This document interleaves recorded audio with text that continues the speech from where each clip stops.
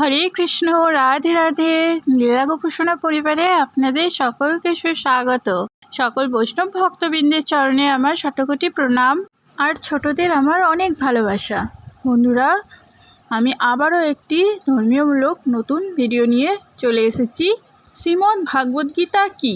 শ্রীমদ্ ভাগবদ্গীতা অনুশীলনের মাধ্যমে যে জ্ঞান লাভ করতে পারি তা হলো মনুষ্য জীবনের উদ্দেশ্য সিদ্ধকারী পরম বিজ্ঞান, মানব সমাজের সংবিধান, যা মেনে চলা প্রতিটা মানুষের একমাত্র কর্তব্য।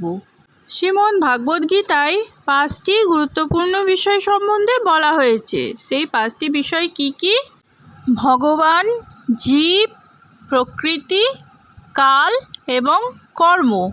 এগুলো সম্বন্ধে জানলে মানুষের আর কোনো কিছুই জানবার বাকি থাকে না। এইগুলোর বাইরে আর কিছুই নেই। বন্ধুরা, ভিডিওটা যদি তোমাদের ভালো লাগে তাহলে লাইক, শেয়ার, সাবস্ক্রাইব করে লীলা গোপসোনা পরিবারের সাথে থেকো।